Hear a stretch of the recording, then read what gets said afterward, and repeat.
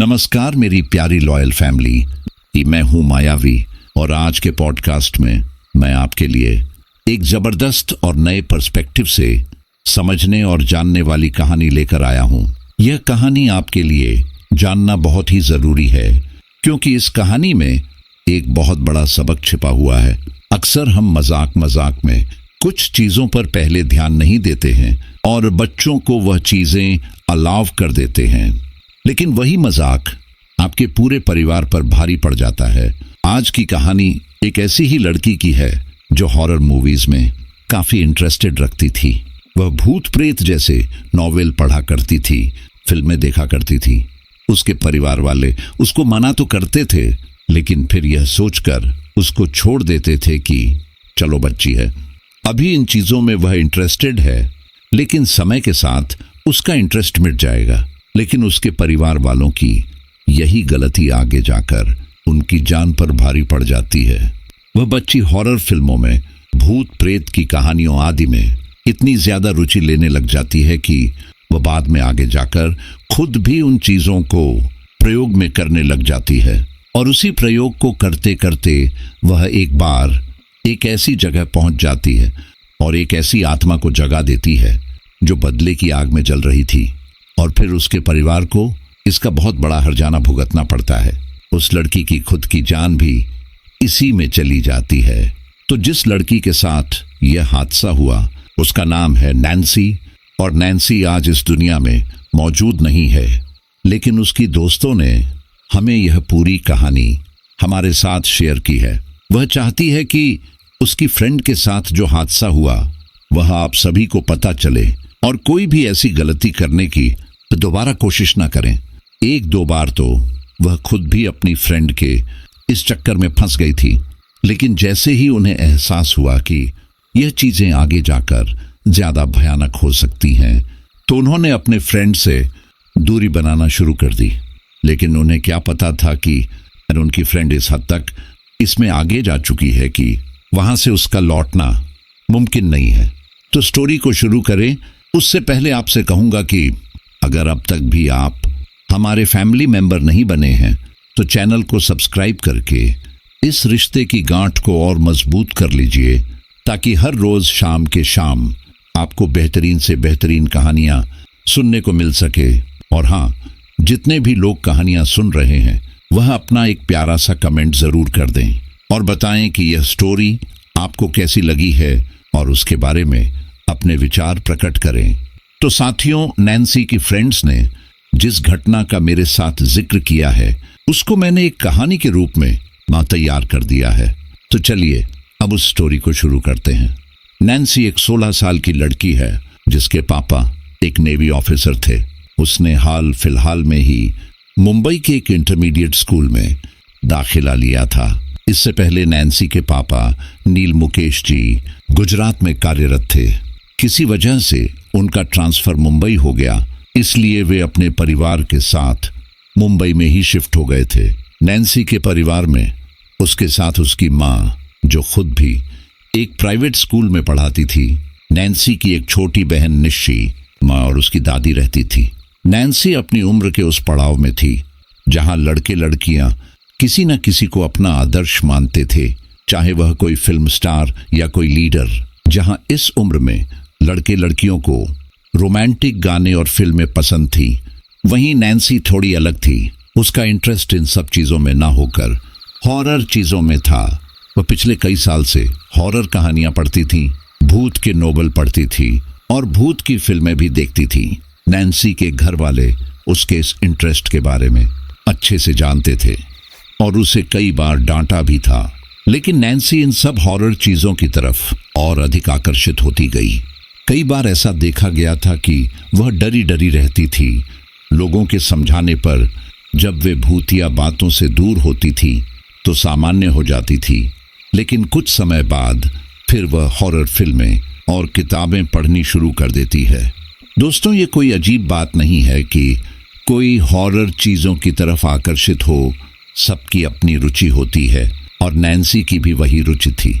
अब आप लोग खुद को देख लीजिए, आप मेरी कहानी के आदी हो चुके हो। तो नील मुकेश जी के मुंबई में शिफ्ट होने के बाद उन्हें सरकारी आवास मिला था जिसमें वह अपने परिवार के साथ रहते थे। नैन्सी ने मुंबई के सेंट जूस कॉलेज में 12वीं कक्षा में एडमिशन लिया था। वह एक गर्ल्स कॉलेज था। शुरू में नैन्सी की उसकी क्लास की लड़कियों से दोस्ती नहीं हुई थी।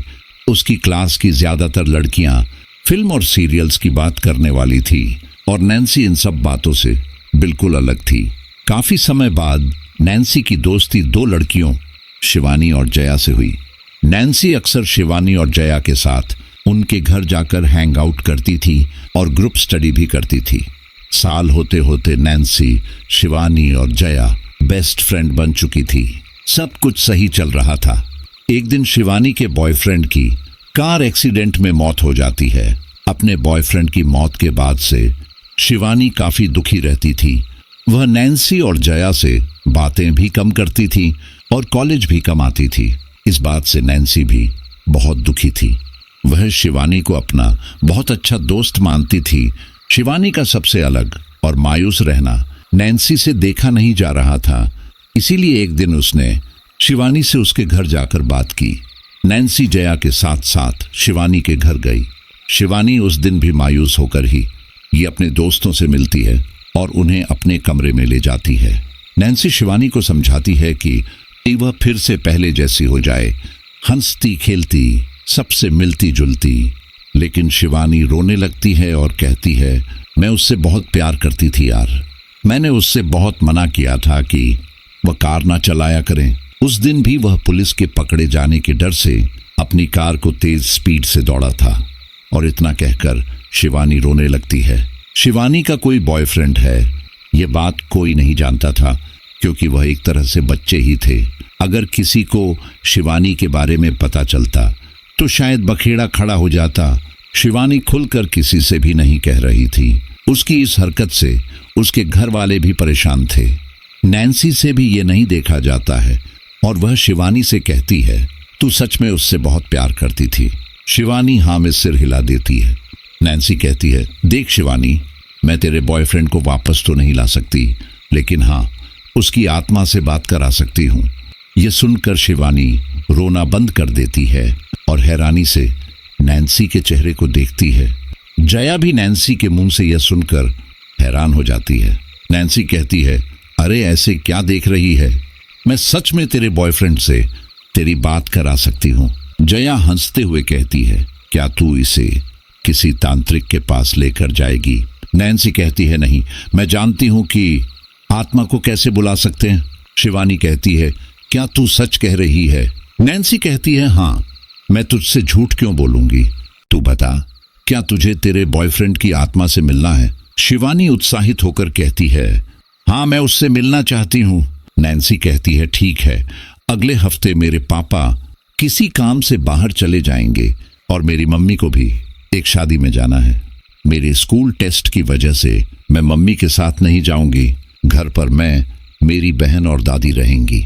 तुम उस दिन मेरे घर आना। शिवानी कहती है, तू अपने घर पर उसे कैसे बुलाएगी? नैन्सी कहती है, जब बुलाऊंगा तभी। जया नैन्सी को रोकते हुए कहती है, क्या मैं भी उस दिन तुम्हारे आऊं? नैन्सी कहती है, हाँ, तुम भी आ सकती हो, लेकिन किसी को मत बताना कि हम शिवानी के बॉयफ्रेंड की आत्मा को बुलाने वाले हैं।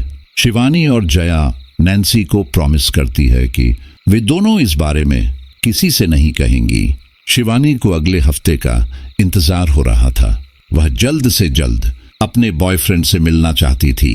आखिरकार अगला हफ्ता भी आ गया। नैन्सी के पापा किसी काम से बाहर चले गए थे। दोपहर तक नैन्सी की मम्मी भी शादी में जा चुकी थी। अब घर पर केवल नैन्सी, उसकी छोटी बहन निशी और उसकी दादी ही थे। अपनी मम्मी के जाते ही नैन्सी शिवानी और जया को फोन करके अपने घर बुला लेती है। शिवानी और जया रात का खाना नैन्सी के घर ही खाती हैं। इसके बाद नैन्सी दादी से कहती है कि मैं अपने रूम में शिवानी और जया के साथ ग्रुप स्टडी कर रही हूँ, इसीलिए उसे डिस्टर्ब ना करें। साथ ही निशी को भी यह हिदायत देती है कि वह उसके कमरे में बिल्कुल भी ना आए। नैन्सी अपने कमरे को अंदर से बंद कर देती है।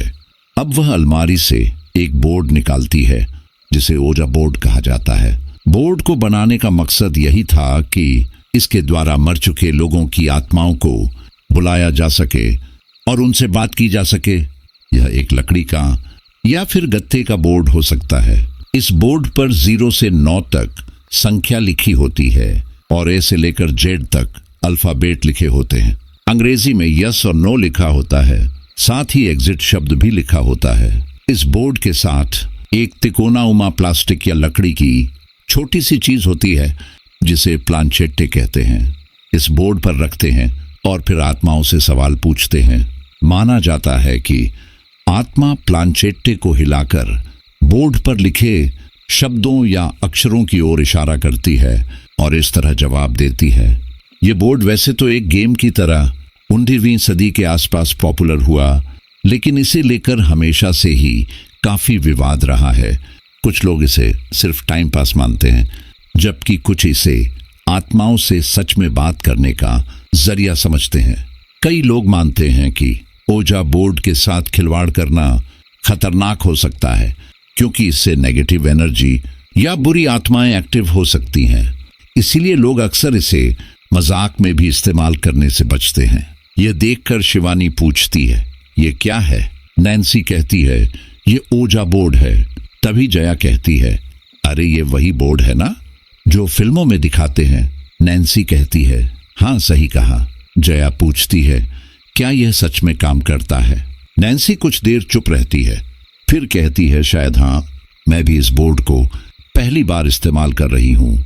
इसे मैंने खास शिवानी के बॉयफ्रेंड के लिए मंगाया है। शिवानी बड़ी उत्सुकता के साथ कहती है, तुम बातें क्यों कर रही हो? करो क्या करना है, जिससे मेरा बॉयफ्रेंड आ जाए। नैन्सी कहती है, हाँ बाबा हाँ, देखो ये एक कॉइन है, हम तीनों को इस पर अपनी उंगली रखनी है। मैं तुम्हारे बॉयफ्रेंड का नाम लेकर हम उसे बुलाऊंगा। हो सकता है इस कमरे में कुछ चीजें अजीब हो, लेकिन तुम दोनों को डरना नहीं है। बस ये ध्यान रहे कि इस कॉइन से उंगली नहीं हटानी है। शिवानी और जया हाँ में अपना सिर हिला देती हैं। नैन्सी अपने कमरे की लाइट ऑफ कर देती है और खिड़कियां भी बंद कर देती हैं। इसके बाद वह 4 मोमबत्तियां जलाकर ओजा बोर्ड के चारों कोनों पर रख देती है। फिर वह एक कॉइन ओजा बोर्ड के बीच रखती है और शिवानी और जया को भी उस कॉइन पर उंगली रखने को कहती है। यह खेल शुरू करने से पहले जया कहती है, मुझे डर लग रहा है। नैन्सी कहती है, डरो मत, हम शिवानी के बॉयफ्रेंड को बुला रहे हैं, किसी खतरनाक भूत को नहीं। इसके बाद नैन्सी कहती है, रमन क्या तुम हमें सुन पा रहे हो? रमन क्या तुम हमें सुन पा रहे हो? नैन्सी लगभग 10 मिनट से यह वाक्य बोल रही थी और शिवानी बेचैनी से रमन का इंतजार कर रही थी। इसी बीच जया उंगली हटाकर कहती है, क्या बेकार गेम है। शिवानी, चल बहन, यह झूठ बोल रही है, इससे कोई आत्मा नहीं आती है। जया के ऐसा करने पर शिवानी और नैन्सी भी अपनी उंगली हटा लेते हैं। जया का इतना ही कहना था कि वह कॉइन अपने आप हिलता है और यस शब्द पर जाकर रुक जाता है। यह देखकर नैन्सी एकदम खुश हो जाती है और जया हैरान। नैन्सी जया को वापस उंगली रखने का इशारा करती है। अब दोबारा तीनों अपनी उंगली उस कॉइन पर रखते हैं। एक बार फिर नैन्सी कहती है, इस वक्त तुम कहाँ हो? हमें अपने होने का सबूत दो। नैन्सी ये बात 2 बार बोलती है कि तभी नैन्सी की स्टडी टेबल पर रखी किताबें अपने आप नीचे गिर जाती है। नैन्सी एक बार फिर खुश होती है और जया और शिवानी थोड़ा डर जाती है। नैन्सी आगे कहती है, क्या तुम हमें दिखाई दे सकते हो? और बस इतना कहते ही कमरे में एक तेज प्रकाश होता और फिर एकदम अंधेरा। उस अंधेरे में एक हल्का सा शरीर दिखता है। वह शरीर किसी और का नहीं बल्कि शिवानी के बॉयफ्रेंड रमन का था। शिवानी रमन की आत्मा को देखकर रोने लगती है।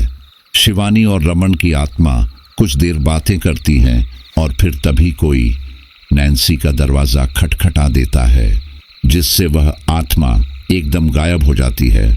नैन्सी एकदम कहती है, ओ शीट, कौन आ गया? जल्दी से इसे हटाओ। जया और शिवानी जल्दी जल्दी उस बोर्ड और मोमबत्तियां को हटा देती है।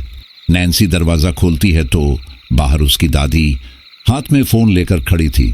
वह कहती है, क्या बात है, तुम अपनी माँ का फ़ोन क्यों नहीं उठा रही थी? नैन्सी घबराते हुए कहती है, वह दादी साइलेंट पर कर दिया था, मैं पढ़ रही थी ना। नैन्सी की दादी कहती है, अच्छा लो, अपनी माँ से बात कर लो। नैन्सी अपनी दादी के फोन से बात करके उन्हें फोन देकर वहां से जाने के लिए कहती है। नैन्सी दोबारा कमरा बंद कर लेती है और कहती है, थैंक गॉड आज तो बच गए। पर इसके बारे में घर में पता चल जाता तो मेरी शामत आ जाती। तभी शिवानी नैन्सी को गले लगा लेती है और रोने लगती है। शिवानी कहती है, थैंक यू सो मच, तू मेरी सच्ची दोस्त है। तुझे जिंदगी में कभी भी मेरी जरूरत पड़े तो मुझे बताना, मैं तेरे लिए कुछ भी करूंगी। कुछ देर बाद शिवानी और जया अपने अपने घर आ जाते हैं। आज नैन्सी भी बहुत खुश थी क्योंकि यह उसकी लाइफ में पहला एक्सपेरिमेंट था जब उसने आत्मा को देखा था और उससे बात की थी। नैन्सी की हिम्मत बढ़ने लगी थी। वह इंटरनेट पर भूतों और आत्माओं के बारे में नई नई बातें खोजती थी, नई नई किताबें लेकर पढ़ती थी, यहाँ तक कि उसका ध्यान अपनी पढ़ाई से हटकर इन भूत प्रेत की पढ़ाई की तरफ जाने लगा। एक दिन नैन्सी ने शिवानी और जया से कहा, तुम्हें मालूम है हमारे घर के पीछे एक छोटा सा घर है। ऐसा कहा जाता है कि उस घर में एक भूत रहता है। वह घर काफी समय से बंद है। जया कहती है, हाँ सुना तो हमने भी है, लेकिन तुम इसके बारे में क्यों पूछ रही हो? नैन्सी कहती है, मैं सोच रही थी कि क्यों ना हम एक बार उस घर में जाएं और उस आत्मा को बुलाएं। हो सकता है वहां एक अफवाह हो, वहां कोई भूत हो ही ना। जया कहती है, नैन्सी तेरा दिमाग तो ठीक है, अगले महीने एग्जाम है और तू इन सब बातों के बारे में सोच रही है। नैन्सी कहती है, अरे तो इसमें कौन सा घंटों लग रहे हैं, हम बस वहां जाएंगे और अपने ओझा बोर्ड से पता करेंगे कि वहां कोई आत्मा है भी या नहीं। शिवानी तुरंत कहती है, हाँ यार, 1-2 घंटे के लिए जाने में क्या बुराई है, इतना ब्रेक तो हम वैसे भी ले ही लेते हैं। जया कहती है, लेकिन मैं तुम्हारे साथ नहीं आने वाली। पहली बात तो अगले महीने एग्जाम है और दूसरी बात मुझे इन सब चीजों से डर लगता है। मैं तो उस दिन भी तुम्हारे घर जाकर पछता रही थी। तुम लोगों को जो करना है करो, मुझे इन सब में शामिल मत करो। इतना कहकर जया तो वहां से चली जाती है, लेकिन नैन्सी और शिवानी उस घर में जाने का फैसला करती हैं। नैन्सी शिवानी से कहती है कि हम आज शाम उसी घर में मिलेंगे। दरअसल जहां नैन्सी का घर है उसके पीछे की सड़क पर एक घर काफी समय से बंद पड़ा था, लेकिन पिछले 1 महीने से कई लोगों ने आते जाते उस घर में रात के समय किसी की परछाई देखी थी। लोगों का यही कहना था कि यहाँ किसी भूत का निवास है। अब सच क्या था, यही पता करने नैन्सी उस घर में जाना चाहती थी। स्कूल खत्म होने के बाद दोनों अपने अपने घर चली जाती हैं और फिर शिवानी शाम के समय पढ़ने के बहाने नैन्सी के घर आ जाती है। नैन्सी भी घर पर झूठ बोलकर जया के घर जाने का बहाना बना देती है और ये लोग पहुंच जाते हैं पीछे वाले घर में। घर के मेन गेट को कूदकर ये लोग अंदर पहुंच जाती हैं। अंदर के दरवाजे पर ताला लटका हुआ था। शिवानी कहती है, यहाँ तो ताला है, अंदर कैसे जाएं? नैन्सी ने एक पल सोचा, फिर थोड़ी सी शरारती मुस्कान के साथ बोली, अरे ताला किस लिए बनाया गया है? तोड़ने के लिए। नैन्सी इधर उधर देखती है और एक पत्थर लेकर आती है। वह शिवानी से कहती है, तू ध्यान रखना, अगर कोई इस साइड आता दिखे तो मुझे बता देना। मैं इस पत्थर से ताला तोड़ने की कोशिश करती हूँ। शिवानी हैरान होकर बोली, तू सच में पागल है, लेकिन चल अब आए हैं तो देख ही लेते हैं। नैन्सी ने जरा सी मेहनत के बाद आम ताले को तोड़ दिया। शिवानी और नैन्सी हंसते हुए एक दूसरे से हाथ मिलाते हैं, जैसे उन्होंने कामयाबी की। मैं एक सीढ़ी पार कर ली हो। दरवाजा धीमे से चरचर की आवाज करते हुए खुला। अंदर घुप अंधेरा था, जैसे सदियों से कोई यहाँ नहीं आया हो। हवा में एक अजीब सी ठंडक थी और हर कदम पर फर्श से धूल के गुब्बार उठ रहे थे। जैसे ही दोनों अंदर पहुंची, नैन्सी ने अपने फोन की टॉर्च ऑन की और धीरे धीरे आगे बढ़ने लगी। शिवानी उसके पीछे पीछे चल रही थी। उसके दिल की धड़कन तेज हो रही थी। शिवानी ने डरते हुए कहा, नैन्सी मुझे अच्छा नहीं लग रहा है, कुछ तो गड़बड़ है यहाँ। नैन्सी ने उसे तसल्ली दी, अरे डर मत, बस कुछ ही देर की बात है, अगर कुछ हुआ तो हम तुरंत भाग जाएंगे। शिवानी कहती है, हम वह गेम कहाँ खेलेंगे? नैन्सी टॉर्च से घर के चारों तरफ रोशनी मारती है। पूरे हॉल में 4 कमरे थे। उनमें से नैन्सी एक कमरे को चुनकर उस कमरे में गेम खेलने की शुरुआत करती है, क्योंकि उस कमरे का दरवाजा और पीछे की तरफ भी खुलता है। नैन्सी कहती है ये कमरा सही रहेगा, अगर अचानक कोई आ भी गया तो हम यहाँ से तुरंत भाग जाएंगे। इसके बाद नैन्सी अपने बैग से ओजा बोर्ड और मोमबत्तियां निकाल लेती है। नैन्सी और शिवानी जमीन पर पड़ी धूल मिट्टी साफ करती है, फिर ओजा बोर्ड निकालकर उसके चारों तरफ मोमबत्तियां जला देती है। अब वे एक कॉइन ओजा बोर्ड पर रख देते हैं, फिर उस कॉइन पर उंगली रख देते हैं। नैन्सी कहती है, is there any spirit here, is there any spirit here. Nancy 2-3 बार यह सेंटेंस बोलती तो वह सिक्का अपने आप इनकी उंगलियों को यस शब्द पर ले जाता है। नैन्सी खुश होती है और आगे कहती है, व्हाट्स योर नेम। वह सिक्का अब अंग्रेजी के अल्फाबेट्स पर जाता है, अरब, फिर सिक्का ए पर जाता है, फिर डी, फिर एच, फिर आई, फिर के, फिर ए। नैन्सी और शिवानी एक साथ कहती हैं, राधिका। नैन्सी आगे कहती है, क्या तुम हमें अपने होने का सबूत दे सकती हो? अगर तुम इसी कमरे में हो तो हमें इशारा दो। नैन्सी ये बात 2-3 बार बोलती है। अचानक उस कमरे की खिड़कियां अपने आप खुलने और बंद होने लगती हैं। शिवानी और नैन्सी घबरा जाते हैं और सिक्के से अपनी उंगली हटा लेते हैं। नैन्सी घबराते हुए कहती है, क्या हम तुम्हें देख सकते हैं? नैन्सी के इस प्रश्न पर ओजा बोर्ड के चारों तरफ जल रही मोमबत्तियां अपने आप बुझ जाती है। शिवानी डर जाती है, नैन्सी ये क्या हुआ? नैन्सी शिवानी का हाथ पकड़ लेती है और कहती है, don't worry, it's all right. Nancy कहती है, कौन है यहाँ? नैन्सी के इस प्रश्न के बाद कमरे में कोई हलचल नहीं होती, लेकिन फिर एकदम चारों मोमबत्तियां एक साथ अपने आप जल जाती है। ऐसी घटना देखकर शिवानी बुरी तरह डर जाती है। शिवानी जैसे ही नैन्सी की तरफ देखती है, शिवानी की चीख निकलती है, नैन्सी। शिवानी को समझ ही नहीं आ रहा था कि नैन्सी को अचानक क्या हो गया। नैन्सी की दोनों आंखें सफेद हो चुकी थीं और उसकी नाक से खून निकल रहा था। धीरे धीरे उसका चेहरा काला पड़ता जा रहा था। उसकी सफेद आंखों में एक अजीब सी चमक थी और चेहरे पर एक खतरनाक मुस्कान थी। शिवानी नैन्सी को देखकर घबरा जाती है और वहां से बाहर भागने के लिए दरवाजा खोलने लगती है, लेकिन कोई दरवाजा नहीं खुलता, न कमरे के अंदर का और न ही पीछे की तरफ खुलने वाला दरवाजा। इसके बाद नैन्सी हल्के हल्के कदमों से शिवानी की बढ़ती बढ़ती है। उसके कदम जैसे जैसे शिवानी की तरफ बढ़ते, कमरे का तापमान भी गिरता जा रहा था। ठंडी हवा चलने लगी थी और कमरे के कोने में रखी पुरानी घड़ी की सुइयां अचानक से तेजी से घूमने लगी, जैसे कोई अदृश्य शक्ति पूरे कमरे को अपने कब्जे में ले रही हो। शिवानी की धड़कनें तेज हो चुकी थीं, उसके पैर जैसे जमीन से चिपक गए थे। नैन्सी के कदमों की आवाज जो पहले धीरे धीरे थी, अब गूंजने लगी थी, जैसे कोई भारी भरकम चीज घसीटी जा रही हो। हर कदम के साथ कमरे की दीवारों से खून की बूंदें टपकने लगी और वह बूंदें शिवानी के हाथों पर गिरने लगी। उसकी चीखें अंदर ही घुट कर रह गई थीं, जैसे किसी ने उसकी आवाज छीन ली हो। नैन्सी का ऐसा रूप देख शिवानी वैसे ही डर चुकी थी और अब नैन्सी को अपनी तरफ आता देख उसकी हवाइयां गुम हो रही थीं। शिवानी नैन्सी से कहती है, नैन्सी क्या हुआ है तुम्हें? नैन्सी तुम मजाक कर रही हो क्या? प्लीज नैन्सी मुझे जाने दो। तभी नैन्सी अचानक रुक जाती है। उसकी सफेद आंखों में अब एक अजीब सी लाल चमक थी।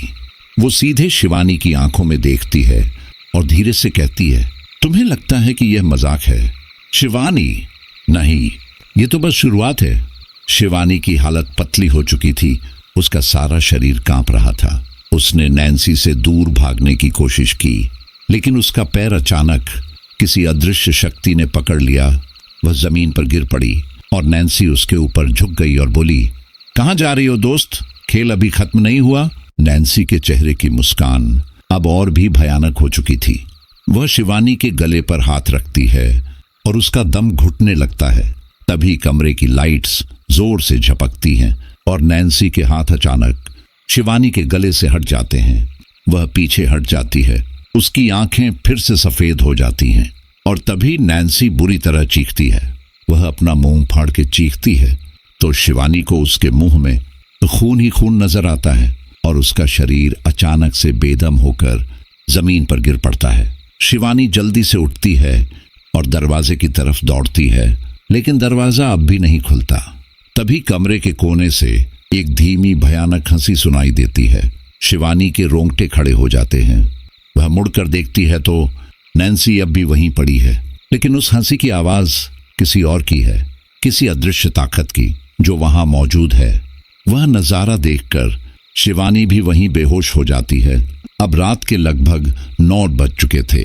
उधर शिवानी के घर वाले नैन्सी को फोन करते हैं तो नैन्सी अपना फोन नहीं उठा रही थी, इसलिए वे लोग नैन्सी के घर पर फोन करते हैं। शिवानी की माँ नैन्सी की माँ से पूछती है कि शिवानी घर कब तक लौटेगी, तो नैन्सी की माँ कहती है वे लोग तो शायद जया के घर गई है, आप जया के घर फोन करके पता कर लीजिए। शिवानी की माँ जया के घर फोन करती है तो पता चलता है कि शिवानी और नैन्सी तो जया के घर आई ही नहीं है। शिवानी की माँ तुरंत नैन्सी की मम्मी को फोन करके सब बताती हैं। यह सुनने के बाद नैन्सी के घर वाले और शिवानी के घर वाले दोनों ही डर जाते हैं। शिवानी के मम्मी पापा नैन्सी के घर आ जाते हैं और कहते हैं हमारी बेटी तो आप ही के घर आई थी। नैन्सी की माँ भी कहती है हाँ, वे दोनों यहाँ आई थी, लेकिन उन्होंने कहा कि उन्हें किसी काम से जया के घर जाना है और वे दोनों निकल गई थी। दोनों के घर वाले काफी परेशान हो रहे थे। उन्होंने आस पड़ोस से पूछताछ की, तभी कॉलोनी में खेलने वाले कुछ बच्चों ने बताया कि हाँ, उन्होंने 2 लड़कियों को उस पीछे खंडहर पड़े घर में जाते देखा था। यह सुनकर नैन्सी की मम्मी घबरा जाती है, क्योंकि वह पिछले 1 महीने से वहां हो रही भूतिया घटनाओं के बारे में सुन रही थी। शिवानी और नैन्सी के परिवार वाले बिना देरी किए उस घर की तरफ जाते हैं और देखते हैं कि घर खुला हुआ है। वे लोग उस घर के सभी कमरों को देखते हैं तो उन्हें एक कमरे में शिवानी और नैन्सी बेहोश पड़ी मिलती है। वे लोग जल्दी से दोनों को अस्पताल लेकर जाते हैं। वहां उनका ट्रीटमेंट होता है और थोड़ी ही देर में दोनों को होश भी आ जाता है। डॉक्टर कहते हैं कि शायद कमजोरी की वजह से दोनों चक्कर खाकर गिर गई थी, लेकिन अब ठीक है, आप इन्हें घर लेकर जा सकते हैं। शिवानी और नैन्सी अपने घर वालों के साथ चली जाती है। अगले दिन दोनों के घर वाले ही दोनों को बहुत डांटते हैं। नैन्सी के पापा तो नैन्सी पर बहुत गुस्सा करते हैं और गुस्से में कहते हैं अब से तुम्हारा ये दोस्तों के साथ पढ़ना लिखना बंद, और क्या करने के गए थे तुम लोग वहां, भूत खेलने। नैन्सी घबराते हुए कहती है नहीं पापा। नैन्सी के पापा कहते हैं नहीं क्या, वहां वह तुम्हारा कोई बोर्ड बी और मोमबत्तियां पड़ी थी, क्या होता है उससे पार्टी। इसके बाद नैन्सी के पापा उसके कमरे से भूत के सभी नोबल फेंक देते हैं और कहते हैं आज के बाद मैं इस घर में ये सब ना देख लूं। इसके बाद नैन्सी के पापा उसका लैपटॉप भी तोड़ देते हैं। अपने पापा के गुस्से को देखकर मैं नैन्सी चुपचाप खड़ी थी। उनकी डांट के आगे कोई कुछ नहीं बोलता। उसके पापा उसका फोन तक ले लेते हैं। नैन्सी को बुरी तरह डांटने के बाद नैन्सी के पापा चले जाते हैं और नैन्सी अपने बिस्तर पर लेटकर रोने लगती है। रोते रोते वह कब सो जाती है नहीं उसे पता ही नहीं चलता। जब उसकी आंख खुलती है तो दोपहर के 12 बज रहे थे। उसे भूख लगती है तो वह किचन में जाती है। घर पर उसकी माँ नहीं थी और उसकी बहन निशी स्कूल गई थी। उसकी दादी अपने कमरे में बैठी थी। नैन्सी किचन में खाने का सामान ढूंढती है। उसे कुछ नजर नहीं आता तो वह फ्रिज खोलती है। जैसे ही वह फ्रिज खोलती है वह घबरा जाती है, क्योंकि फ्रिज में एक लाश रखी थी। नैन्सी झट से फ्रिज का दरवाजा बंद कर देती है और पीछे हट जाती है। नैन्सी का दिल जोर से धड़क रहा था। उसने खुद को समझाया कि शायद जो उसने देखा वह महज उसका वहम था, लेकिन तभी उसे अपने पीछे कुछ सरसराहट सी सुनाई दी। वह तेजी से पलटी, पर पीछे कुछ नहीं था, बस सन्नाटा। नैन्सी ने खुद को और थोड़ा संभालने की कोशिश की, लेकिन उसके मन में एक अजीब सी बेचैनी अब भी बनी हुई थी। वह सोचती है कहीं ऐसा तो नहीं कि यह मेरा वहम हो। फ्रिज में किसी इंसान की लाश। नैन्सी हिम्मत करके दोबारा फ्रिज खोलती है तो सब कुछ नॉर्मल था। फ्रिज में खाने पीने का सामान रखा था। नैन्सी अपने दिल पर हाथ रखती है और खुद को रिलैक्स करती है। वह फ्रिज से आइसक्रीम निकालकर खाने लगती है। उस समय नैन्सी किचन में ही थी।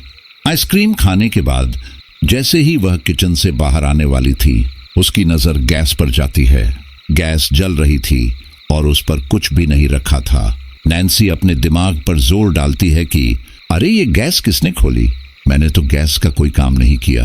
फिर अगले ही पल नैन्सी समझती है, हो सकता है उसने ही खोली हो, लेकिन उसे ध्यान ना हो। वह वापस किचन की तरफ मुड़ी और जैसे ही गैस बंद करके वापस मुड़ने को हुई, किचन की लाइट अचानक से झपकने लगी। लाइट की इस हरकत से नैन्सी की बेचैनी और बढ़ गई। वो तेजी से फ्रिज की तरफ बढ़ी और पानी पीने लगी। तभी उसे लगा कि फ्रिज के दरवाजे के पास से कोई आहट आ रही है, जैसे किसी ने उसके कंधे पर हल्का सा हाथ रखा हो। नैन्सी ने डरते डरते किचन में चारों तरफ नजर दौड़ाई, लेकिन वहां कोई नहीं था। उसकी सांसें और तेज हो गई। वह जल्दी से कमरे की ओर भागी, पर जैसे ही उसने दरवाजा खोला, उसे लगा कि किसी ने उसे पीछे से जोर से खींच लिया हो। नैन्सी ने जोर से चिल्लाने की कोशिश की, लेकिन उसकी आवाज गले में ही फंस गई। वह घबराकर वापस पीछे मुड़ी, पर वहां कोई नहीं था। नैन्सी अब पूरी तरह से पसीने में नहाई हुई थी। उसकी हिम्मत जवाब देने लगी थी, लेकिन तभी उसे फ्रिज की तरफ से किसी के धीरे धीरे खिसकने की आवाज आई। उसका कलेजा मुंह को आ गया। वह सोच में पड़ गई, क्या मैंने सच में फ्रिज में लाश देखी थी? उसने फ्रिज की तरफ एक आखिरी बार देखा, पर इस बार उसके कदम पीछे की तरफ बढ़ने लगे। तभी लाइट फिर से झपकी और उसके ठीक बाद नैन्सी के कानों में किसी के फुसफुसाने की आवाज गूंजी। तुम्हें नहीं बच सकती नैन्सी। नैन्सी के हाथ पैर अब कांपने लगे थे। वह समझ नहीं पा रही थी कि यह सब क्या हो रहा है, और फिर थोड़ी देर में सब कुछ सामान्य हो जाता है। नैन्सी अपने कमरे में आ जाती है। फिर वह अपने एग्जाम का पढ़ने लगती है। कुछ देर बाद उसकी माँ भी घर आ जाती है। सब लोग मिलकर खाना खाते हैं। खाना खाने के बाद नैन्सी अपने कमरे में जाकर पढ़ाई करती है। पढ़ाई करते करते उसकी एक बार फिर आंख लग जाती है और वह सो जाती है। रात 8 बजे उसकी मम्मी उसे खाने के लिए बुलाती है। वह खाना खाकर अपने कमरे में फिर से सोने के लिए आती है, तो उसे नींद नहीं आ रही थी, क्योंकि वह दिन में काफी सोली थी। अब उसके पास कोई एंटरटेनमेंट का सामान भी नहीं था, ना उसका लैपटॉप, ना उसका मोबाइल, और ना ही उसकी भूतिया किताबें। नैन्सी का अब पढ़ने का मन भी नहीं कर रहा था, इसीलिए वह अपने बिस्तर पर सीधी लेट जाती है और अपने कमरे की छत को देखती रहती है। कमरे का पंखा चल रहा था। नैन्सी कल के अपने उस ओजा बोर्ड वाले गेम के बारे में सोच रही थी कि वहां कोई आत्मा तो आई थी, लेकिन हमसे ठीक से कांटेक्ट नहीं कर पाई। वह किसकी आत्मा होगी, कैसी आत्मा होगी? तभी नैन्सी को ऐसा लगा जैसे उसकी छत टूटकर उसके ऊपर गिर रही हो। यह देख नैन्सी एक चीख के साथ अपने बिस्तर से कूद गई। नैन्सी ज्यादा जोर से नहीं चीखी थी, इसीलिए उसके मम्मी या पापा किसी ने भी उसकी आवाज नहीं सुनी थी। नैन्सी अपने बिस्तर को देखती है तो सब कुछ नॉर्मल था। ना उसकी छत गिरी थी और ना ही उसे कोई चोट पहुंची थी। वह मन ही मन कहती है, हे भगवान, यह क्या हो रहा है? क्या मैं भूतों के बारे में इतना सोचने लगी हूं कि अब मुझे इल्यूजन आने लगे हैं? नैन्सी को यही लगता है कि उसके साथ आज दिन में जो घटना हुई है वह शायद इसीलिए हुई है क्योंकि वह हर वक्त भूतों के बारे में सोच रही है। नैन्सी मन में सोचती है, अब मुझे इन सब के बारे में नहीं सोचना चाहिए। अगले महीने एग्जाम है, मुझे एग्जाम की सही से तैयारी करनी चाहिए। नैन्सी को नींद तो नहीं आ रही थी, लेकिन फिर भी वह कमरे की लाइट बंद करके अपने बिस्तर पर जाकर लेट जाती है और अपनी आंखें बंद कर लेती है। कुछ देर बाद उसे नींद भी आ जाती है। रात के करीब 2:30 बजे होंगे। नैन्सी करवट बदलती है तो उसे एक आवाज सुनाई देती है, नैन्सी। नैन्सी दोबारा करवट बदलती है, उसे फिर वह आवाज सुनाई देती है, नैन्सी। दूसरी आवाज पर नैन्सी अपनी आंखें खोलकर देखती है। वह लेटे लेटे ही अपना बेड लैंप जलाती है और अगली आवाज का इंतजार करती है। कुछ सेकंड्स के बाद कोई फिर से नैन्सी को पुकारता है, नैन्सी। नैन्सी कहती है, कौन है यहाँ? वह आवाज फिर से आती है, भूल गई तुम ही ने मुझे बुलाया था। नैन्सी कहती है, मैंने, लेकिन तुम कौन हो? वह आवाज कहती है, राधिका। यह सुनकर पहले तो नैन्सी थोड़ी घबराती है, फिर अगले ही पल वो खुश हो जाती है, क्योंकि नैन्सी सोचती है कि शायद यह वही राधिका की आत्मा है जिसे हमने उसे खंडहर घर में बुलाया था और यह मुझे अपनी बात बताना चाहती है।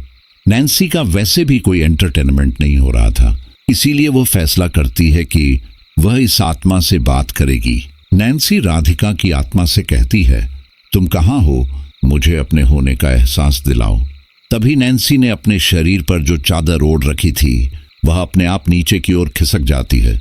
इस हरकत से नैन्सी का दिल जोर से धड़कता है, क्योंकि वह इन सब चीजों में कोई माहिर खिलाड़ी नहीं थी। यह सब उसके लिए पहली बार ही था, लेकिन वह बहुत हिम्मत के साथ काम ले रही थी, क्योंकि उसे इन सब चीजों में रुचि थी। चादर के खिसकने पर नैन्सी समझ जाती है कि राधिका की आत्मा उसके पैर के पास है। नैन्सी उधर की तरफ देखते हुए बात करती है और कहती है, तुम कौन हो? तुम्हारी मौत कैसे हुई? इस प्रश्न पर राधिका हंसने लगती है। नैन्सी उसे दोबारा पूछती है तो राधिका और भी तेज हंसने लगती है। नैन्सी को राधिका की आवाज तो आ रही थी, लेकिन उसे कहीं भी कोई दिखाई नहीं दे रहा था। नैन्सी कहती है, क्या तुम मुझे दिखाई दे सकती हो? नैन्सी की इस बात पर राधिका हंसती है और तभी नैन्सी की ड्रेसिंग टेबल पर रखी सारी चीजें एक एक करके नीचे गिरने लगती है। सामान नीचे गिरने से काफी तेज आवाज होती है। नैन्सी जल्दी से अपने बिस्तर से उठती है कि कहीं घर में किसी की आंख न खुल जाए। नैन्सी एक एक करके सारे सामान को ड्रेसिंग टेबल पर रखने लगती है। सब सामान रखने के बाद नैन्सी जैसे ही खड़ी होती है, उसे शीशे में एक भयानक औरत दिखाई देती है। खुले उलझे बाल, आंखें पूरी तरह से सफेद, चेहरे पर कई जगह कट के निशान और मुंह से रिश्ता खून। नैन्सी उस औरत को देख बुरी तरह घबरा जाती है। वह चीखने ही वाली थी कि तभी वह शीशे में दिख रही वो औरत नैन्सी की ओर अपना एक हाथ बढ़ाकर उसे पकड़ लेती है। ऐसा होते ही नैन्सी उसी समय बेहोश हो जाती है। वह खतरनाक औरत और कोई नहीं बल्कि राधिका की आत्मा ही थी। अगली सुबह नैन्सी की माँ उसे नाश्ते के लिए आवाज लगाती है, लेकिन वह नीचे नहीं आती है। इसके बाद उसकी माँ निशी को नैन्सी को बुलाने भेजती है। जैसे ही निशी नैन्सी के कमरे में जाती है तो देखती है कि नैन्सी जमीन पर गिरी हुई है। निशी नैन्सी को उठाती है, लेकिन वह नहीं उठती। निशी चिल्लाती हुई अपनी माँ के पास जाती है और नैन्सी के बारे में बताती है। नैन्सी की माँ एक बार फिर घबरा जाती है और पूरा परिवार नैन्सी के कमरे में जाता है। जब नैन्सी की माँ उसके मुंह पर पानी की छींटे मारती है तो नैन्सी को होश आ जाता है। नैन्सी की माँ कहती है, बेटा तू ठीक तो है? नैन्सी कहती है, हाँ मॉम। नैन्सी की माँ कहती है, तू बेहोश कैसे हो गई थी? नैन्सी रात की बात याद करने लगती है। उसे सब कुछ याद आ जाता है, लेकिन वह अपनी माँ को कुछ भी नहीं बताती है, क्योंकि उसे डर था कि अगर उसने फिर कोई भूत की बात बताई तो उसकी दोबारा डांट पड़ेगी। नैन्सी कहती है, पता नहीं मम्मी, मैं रात को पानी पीने उठी थी और बस 2 कदम चलते ही गिर गई। नैन्सी की दादी नैन्सी की मम्मी से कहती है, आर्थू बेटा, नैन्सी को आज किसी अच्छे डॉक्टर को दिखा दो। नैन्सी की माँ हाँ में सिर हिलाती है। वह उस दिन स्कूल से छुट्टी लेकर अपनी बेटी को एक अच्छे डॉक्टर के पास ले जाती है। अस्पताल में डॉक्टर नैन्सी का अच्छे से चेकअप करता है, लेकिन सब कुछ नॉर्मल था। डॉक्टर कहता है, घबराइए मत, बच्ची के अगले महीने एग्जाम है तो उसका प्रेशर ले रही होगी। डॉक्टर नैन्सी से भी कहता है, बेटा ये सिर्फ कॉलेज के एग्जाम है, इतनी टेंशन मत लो, अपने आप को फ्री रखो, दोस्तों से मिलो, जितना मन करे केवल उतना पढ़ो, ज्यादा दिमाग पर जोर मत लगाओ और खाते पीते रहो। डॉक्टर कुछ दवाइयाँ देते हैं। उसके बाद नैन्सी और उसकी माँ घर आ जाते हैं।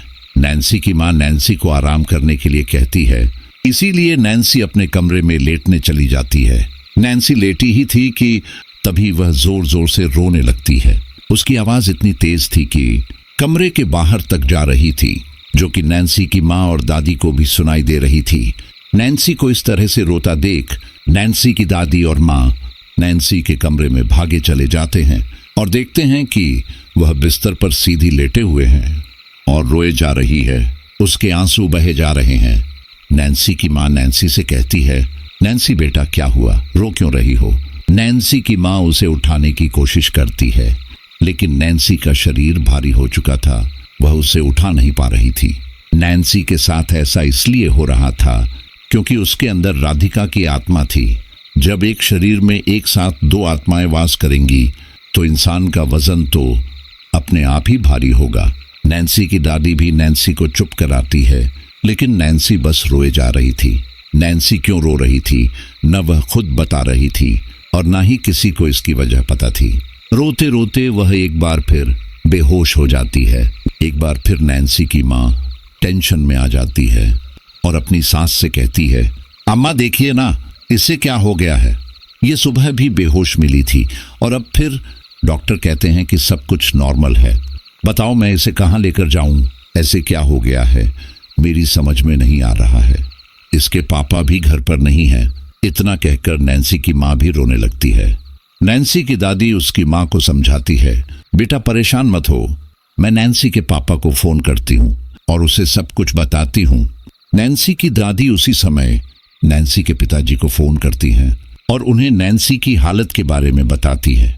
नैन्सी के पापा 3 दिन बाद ही घर आने वाले थे, इसीलिए वह कहते हैं कि मेरा आना तो पॉसिबल नहीं है, लेकिन मैं अपने एक कलीग को भेज रहा हूँ। अर्थू से कहना कि वह उसके साथ चली जाए, बाकी बातें मैं फोन पर बता दूंगा। उधर रथु के पापा शिप पर थे, जो कि 3 दिन बाद ही आते, लेकिन अब उन्हें अपनी बेटी की टेंशन होने लगी थी। वे समंदर के बिल्कुल बीचों बीच थे, ऐसे में जल्द से जल्द घर आना मुमकिन नहीं था। उन्होंने अपने एक कलीग अमित को फोन करके अपने घर जाने के लिए कहा और सारी बात समझा दी। कुछ देर बाद ही अमित नैन्सी के घर आ गया। अमित नैन्सी के पिताजी नील मुकेश के अंडर ही काम किया करता था। जब वह नैन्सी के घर पहुंचा तो देखा कि नैन्सी की माँ और दादी परेशान हैं और नैन्सी बेहोश है। नैन्सी की माँ अमित को सारी बात बताती है, जिस पर अमित कहता है, आप फिक्र मत करिए, मैं शहर के बेस्ट डॉक्टर को जानता हूँ, हम नैन्सी को वहां लेकर चलेंगे, नैन्सी बिल्कुल ठीक हो जाएगी। इसके बाद अमित और नैन्सी की माँ नैन्सी को लेकर एक डॉक्टर के पास जाते हैं। वे उस डॉक्टर को सुबह दी गई डॉक्टर की सारी दवाइयाँ और रिपोर्ट्स भी दिखाते हैं, जिनमें सब कुछ नॉर्मल था।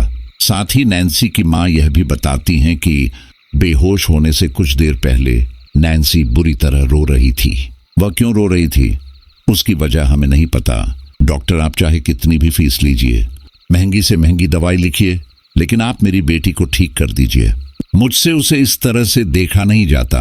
डॉक्टर नैन्सी को तुरंत अस्पताल में एडमिट करते हैं और उसका ट्रीटमेंट शुरू करते हैं, जिससे नैन्सी को होश आ जाता है, लेकिन वह कहती है कि मुझे बहुत वीकनेस फील हो रही है। उसी के आधार पर डॉक्टर 3-4 अलग अलग तरीके टेस्ट लिख देता है, जो कि 2 या 3 दिन में पूरे हो जाते हैं और नैन्सी वापस घर आ जाती है। इधर सभी रिपोर्ट्स में कोई भी असामान्य बात नहीं थी। उसके बाद डॉक्टर कहते हैं, हो सकता है कि नैन्सी डिप्रेशन का शिकार हुई हो। इस उम्र में अक्सर ऐसा हो जाता है। अक्सर डिप्रेशन जैसे केस किसी मेडिकल रिपोर्ट में नहीं आते हैं। आप इसे किसी साइकेट्रिस्ट के पास दिखाइए, हो सकता है ये अपनी परेशानी उन्हें खुलकर बता सके।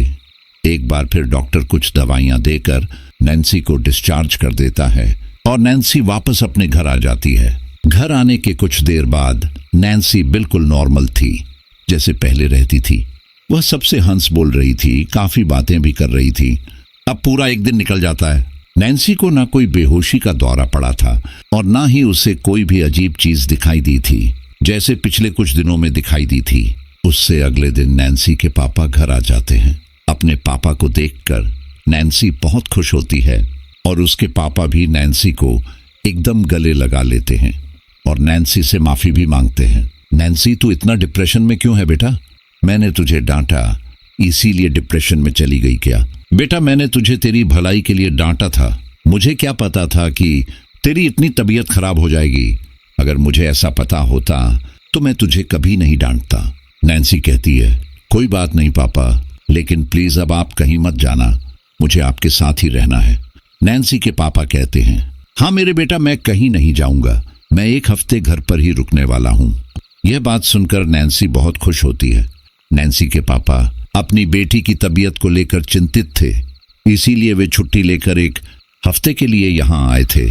नैन्सी डिप्रेशन से बाहर आ सके, इसीलिए उसके पापा एक दिन बाहर घूमने जाने का प्लान बनाते हैं। ये काफी समय बाद हो रहा था, क्योंकि नैन्सी के पापा अक्सर बिजी रहते थे और उसकी माँ स्कूल पढ़ाया करती थी, जिसके चलते दोनों ही नैन्सी और निशी को ठीक से समय नहीं दे पाते थे। लेकिन एक दिन उसकी माँ ने अपने स्कूल से छुट्टी ली और उसके पापा की छुट्टी पहले से ही थी। नैन्सी का पूरा परिवार बाहर एक रेस्टोरेंट में खाना खाने जाते हैं। सब कुछ बहुत ही अच्छा चल रहा था। नैन्सी को एंजॉय करता देख नैन्सी के माँ बाप को लग रहा था कि नैन्सी अब जल्द ही ठीक हो जाएगी। जब वे लोग रेस्टोरेंट से निकल रहे थे तभी नैन्सी के पिताजी नील मुकेश को उनके पुराने मित्र जगत जी मिल गए और वह नील मुकेश जी को जबरदस्ती अपने घर आने के लिए आमंत्रित करने लगे। वह बार बार जिद कर रहे थे कि मेरा घर पास ही है, आओ चलो मैं अपने परिवार से मिलाता हूँ। लेकिन नील मुकेश जी बार बार मना किए जा रहे थे। जगत जी के बार बार कहने पर नील मुकेश की पत्नी कहती है, अरे चलिए चलते हैं ना, बहुत समय बाद तो हम लोग पूरे परिवार के साथ बाहर आए हैं और इत्तेफाक की बात देखो, आज आपके पुराने मित्र जगत जी भी मिल गए। हो सकता है यह भगवान का इशारा हो कि नील मुकेश आज तुम एंजॉय करो, आज का दिन ज्यादा अच्छा है, सबके मिलने का दिन है। जगत जी के भी थोड़ी देर बैठकर आ जाएंगे। अपनी बीवी के कहने पर नील मुकेश अपन परिवार के साथ जगत जी के घर जाने के लिए तैयार हो जाता है। जगत जी नील मुकेश की फैमिली को अपनी फैमिली से मिलवाते हैं, चाय नाश्ता करवाते हैं और बातें वगैरह करते हैं। अब तक नैन्सी बिल्कुल ठीक ठाक बातें कर रही थी, तभी अचानक उसका चेहरा एकदम सीरियस हो गया। धीरे धीरे उसके चेहरे पर गुस्से के भाव आने लगे। नैन्सी जगत जी की लड़की आराध्या के साथ खिड़की के पास खड़ी बातें कर रही थी और जगत तथा नील मुकेश जी सोफे पर बैठकर बातें कर रहे थे। नैन्सी बार बार अपने पापा को देखे जा रही थी। नैन्सी कभी ऊपर चल रहे पंखे को देखती तो कभी अपने पापा को। वह बार बार यही कर रही थी। नैन्सी को ऐसे करते हुए जगत जी की लड़की आराध्या उसे देख भी रही थी, लेकिन वह कुछ कहती नहीं है।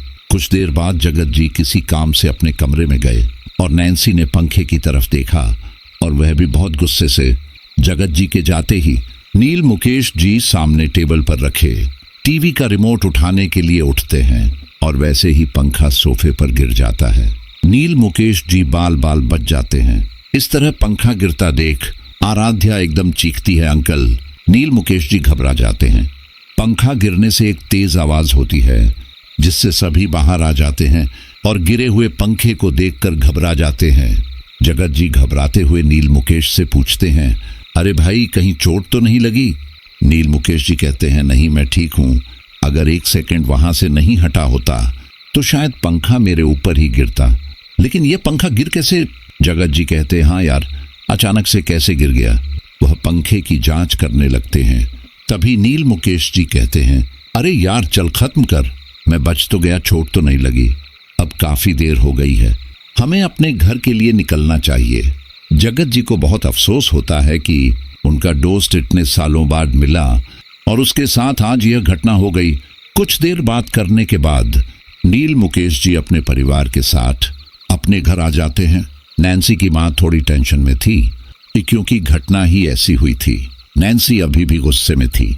नैन्सी की दादी नैन्सी के इस व्यवहार को समझ रही थी कि उसका व्यवहार थोड़ा परिवर्तित है। अगले दिन नैन्सी स्कूल जाती है। स्कूल में भी वह खोई खोई थी। उसकी दोस्त जया और शिवानी भी आतू से बात नहीं कर रही थी। स्कूल के लंच टाइम में नैन्सी क्लासरूम में बैठे अपना लंच खा रही थी। तभी अचानक उसे गुस्सा आने लगा। उसने एक नजर पूरी क्लास में घुमाई और वह बस गुस्से में अपना टिफिन खाने लगी। ऐसा होते ही क्लासरूम के सारे स्टूडेंट के बैग और नोटबुक्स सब हवा में इधर उधर होकर गिरने लगे।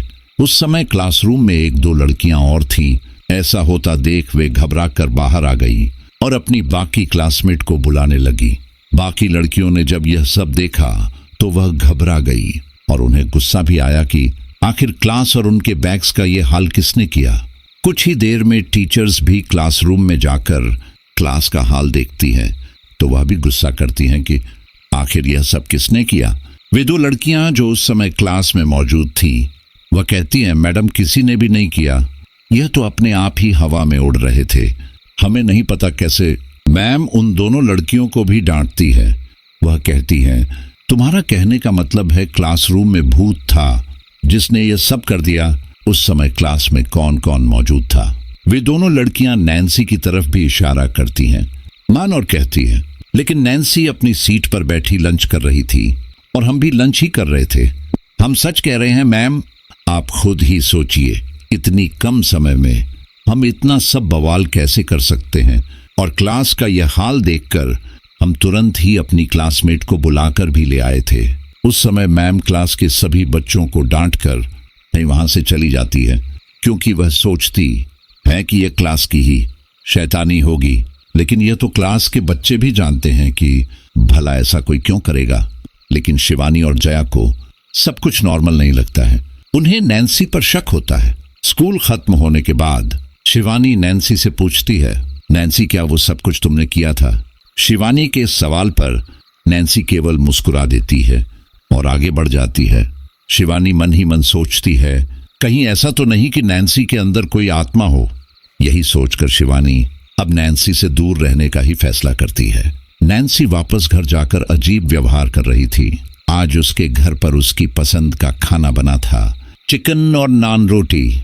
लेकिन जब नैन्सी के सामने यह खाना आता है तो वह उस खाने को गुस्से से फेंक देती है। उसकी माँ उसे डांटती है और पूछती है कि तुमने खाना क्यों फेंका। नैन्सी गुस्से में कहती है, क्या आपको पता नहीं कि मैं नॉनवेज नहीं खाती हूँ? फिर भी मेरे सामने नॉनवेज लाकर रख दिया। नैन्सी के ऐसा कहने पर नैन्सी की माँ को अचंभा होता है कि अरे कल तक तो इसे चिकन और नान रोटी बड़ी अच्छी लगती थी और आज इसे क्या हो गया। वह नैन्सी से कहती है, नैन्सी तुम्हें कब से नॉनवेज नहीं पसंद है? तुम्हें तो यह शुरू से ही पसंद था, फिर अब क्या हो गया? नैन्सी अपनी माँ को गुस्से से देखती है और खाने की टेबल छोड़कर अपने कमरे में चली जाती है। नैन्सी की माँ परेशान थी कि अचानक नैन्सी बदली बदली नजर आ रही है। नैन्सी की दादी भी नैन्सी की माँ से कहती है, मुझे नैन्सी की हालत कुछ ठीक नहीं लग रही है। नैन्सी की माँ कहती है, अब आप ही बताओ अम्मा, मैं क्या करूं? या फिर मुझे नैन्सी को साइकेट्रिस्ट के पास ही ले जाना पड़ेगा। नैन्सी की दादी कहती है, एक बार यह भी करके देख लो। ऐसा कहना उन्हें अच्छा तो नहीं लग रहा था और ना ही नैन्सी की माँ को सुनना अच्छा लग रहा है, लेकिन उनका मन साइकेट्रिस्ट की तरफ ही जाता है। नैन्सी अपने कमरे में अपने आप को शीशे में निहार रही थी। वह बार बार मुस्कुराकर अपने आप को शीशे में देख रही थी कि तभी अचानक उसकी शक्ल बदलती है और राधिका की शक्ल हो जाती। बेहद खूबसूरत और तीखे नैन नक्श। राधिका अपने बालों से बहुत प्यार करती थी। नैन्सी के बाल भी लगभग राधिका के जितने ही बड़े थे। नैन्सी अपने बालों का एक डिजाइन बनाती है जो बिल्कुल ऐसा था जैसे राधिका बनाती थी, या यूं कहें राधिका का हेयर स्टाइल बिल्कुल अलग ही था। उसके हेयर स्टाइल से कोई भी उसकी पहचान कर ले। नैन्सी काफी देर तक शीशे में अपने आप को निहारती है और अपने बालों को बहुत अच्छे डिजाइन में कर लेती है। वह शीशे के सामने बैठकर अपने आप को घंटों निहारती है। ऐसा करते हुए उसे लगभग शाम हो चुकी थी और उसे इस बात की खबर भी नहीं कि वह कितनी देर से शीशे के सामने बैठी हुई है। कुछ देर बाद नैन्सी के पापा बाहर से आते हैं और निशी से कहते हैं कि वह जाकर नैन्सी को नीचे बुलाकर ले आए, क्योंकि वह भी जानते थे कि दोपहर में उसकी माँ ने उसे डांटा था। वह कुछ खाने पीने का सामान लाए थे और चाहते थे कि अपने हाथों से अपनी बेटी नैन्सी को दें। निशी नैन्सी को बुलाकर नीचे ले जाती है और जैसे ही उसके पापा नैन्सी को देखते हैं वह हैरान रह जाते हैं। वह एकटक नैन्सी को देखते ही रह जाते हैं। नैन्सी कहती है, जी पापा बताइए, आप मुझे क्यों बुला रहे थे? नैन्सी के पापा कहते हैं, बेटा वो नैन्सी के पापा नैन्सी को बस देख ही जा रहे थे। नैन्सी कहती है, बोलिए पापा क्या बात है? नैन्सी के पापा हकलाते हुए कहते हैं, वो मैं तुम्हारे लिए खाने की चीज लेकर आया था, लो जाओ निशी के साथ शेयर करो। वो निशी और नैन्सी के हाथों में चीज देकर नजरें बचाते हुए अपने कमरे में जा ही रहे थे कि तभी नैन्सी की माँ भी आ जाती है। वह भी नैन्सी के बालों को देखकर थोड़ा चौंकती है, क्योंकि नैन्सी हमेशा सिंपल हेयर स्टाइल ही बनाती थी, लेकिन आज इस तरह से डिजाइन देखते हुए उन्हें भी थोड़ा अलग लगता है। वह कहती हैं, आज तो तुमने बड़ा ही अच्छा हेयर स्टाइल बनाया है, कहाँ से सीखा? नैन्सी कहती है, यह तो मुझे आता है और यह मेरा फेवरेट हेयर स्टाइल है। इतना कहकर नैन्सी निशी के साथ चली जाती है। नैन्सी की माँ सोच में पड़ जाती है कि मेरा फेवरेट है, इसने आज से पहले तो कभी ऐसा हेयर स्टाइल बनाया नहीं, तो इसका फेवरेट कैसे हो गया? फिर वह बात को आई गई कर देती है और अपने काम में लग जाती। सब लोग ड्राइंग रूम में ही बैठे हुए थे। नैन्सी की दादी टीवी देख रही थी। नैन्सी के पापा लैपटॉप में कुछ काम कर रहे थे और ड्रेसिंग टेबल पर बैठी हुई नैन्सी की माँ सब्जियां काट रही थी। साथ ही नैन्सी और निशी भी पास में बैठे हुए थे और मोबाइल में गेम खेल रहे थे। इसी बीच नैन्सी की माँ किचन में कुछ काम करने के लिए उठती है। डाइनिंग टेबल पर सब्जी काटने का चाकू रखा था। अपनी माँ के जाते ही नैन्सी उस चाकू को देखती है और गुस्से से घूरती है। वह एकटक अपने पापा को और एकटक चाकू को देखती रहती है। नैन्सी जल्दी से उस चाकू को हवा में उछालते हुए अपने पापा की तरफ गिराती है, लेकिन इतने में ही उसकी माँ बाहर आ जाती है और चाकू जमीन पर गिर जाता है। चाकू की आवाज से नैन्सी के पापा अपने बराबर में देखते हैं कि ये तो चाकू है। वही नैन्सी की माँ की नजर भी चाकू पर पड़ती है और वो भी थोड़ा हैरान रह जाती है और कहती हैं, अरे ये चाकू किसने फेंक दिया? नैन्सी के पापा एकदम खड़े हो जाते हैं और कहते हैं, क्या ऋतु मेरे पास चाकू क्यों फेंक रही हो? क्या मुझसे सब्जियां कटवानी है?